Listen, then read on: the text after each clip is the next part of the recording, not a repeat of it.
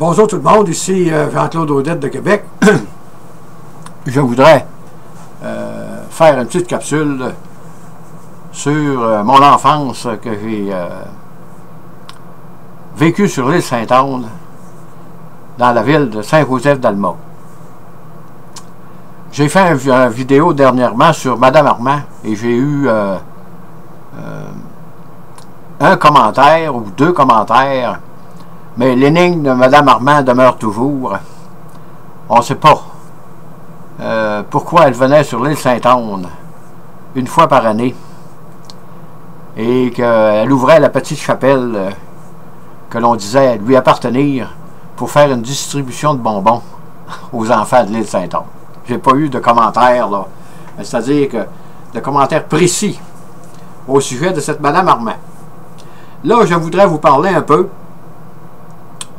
du joueur d'accordéon du dimanche matin. Ça se passait durant l'été. Et il fallait qu'il fasse très beau. Il fallait que ce soit vraiment un beau dimanche, là. Beau soleil ensoleillé, pas de vent. Et lui, nous autres, nous allions l'écouter, là, jouer le dimanche matin. Disons autour de peut-être 10h30, 11h du matin, là. Mais là, j'étais très, très jeune. Et partir de la rue Lévis, je crois, aujourd'hui, là, au coin Lévis-Gagné, là, à se rendre au pont au Trocel qui allait au 9 d'Alma, là, je ne sais pas si vous voyez bien, ça, ici, c'est l'île Sainte-Anne, là. Là, il y a un chemin de fer avec un Trocel au-dessus. L'autre, il n'y en a pas. Il y a deux chemins de fer, il y a deux ponts de chemin de fer pour aller, évidemment, au Moulin-Presse, là, et éventuellement, plus tard, mais aussi à l'Alcan.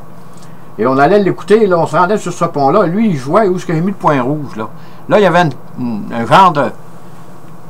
Plus tard, j'ai su que c'était une station de pompage. Que dans le temps, on appelait ça s'appelait Pompasse. C'est une pompasse qu'il y avait là, probablement pour desservir le 9 d'Alma, mais là, il n'y avait aucune maison. Là. Puis il y avait juste des cultivateurs dans ce temps-là. Là, aujourd'hui, les maisons, voyez-vous, sont presque une à côté de l'autre, là. Mais dans les années 50, c'était des fermes, ça. Puis il y avait un cultivateur, peut-être disons, à toutes les 1000 pieds. Là. Il y avait beaucoup de monde dans ce temps-là. Et lui, le dimanche matin, il s'en allait là. Puis il y avait une petite galerie en avant là, de cette petite cabane-là. Là. Et il s'installait là, il jouait de l'accordéon. Il jouait très, très bien. Et ici, il y avait un crible dans l'eau. Là. C'était un enrochement. C'est probablement que le tuyau d'amener pour l'eau d'Alma était là. La prise d'eau était à cet endroit. Et peut-être que c'est lui qui s'occupait de la station de pompage. C'était peut-être un employé municipal, mais nous autres, c'était trop loin pour nous autres. On n'allait pas l'autre bord du pont de chemin de fer. Là. On était trop jeunes. Là. C'était trop loin pour nous autres. Là. Puis nos mères n'auraient jamais voulu qu'on se rende au 9 d'Alma. C'était impensable.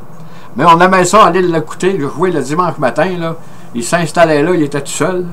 Il était loin de son environnement. Il n'y avait personne autour de lui. Là. Puis nous autres, du pont, on était assez loin. Disons, peut-être, je dirais, difficile, là, mais peut-être 1 kilomètre ou 3/4 de kilomètre. Mais quand il ne vente pas, il jouait de l'accordéon, il jouait très bien.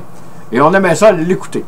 Ça, c'était une de nos activités, disons, l'été. Mais ça n'arrivait pas à tous les dimanches matins parce qu'il fallait qu'il fasse très très beau, qu'il n'y ait pas de vent. Sans ça, là, il ne se rendait pas là pour jouer de l'accordéon.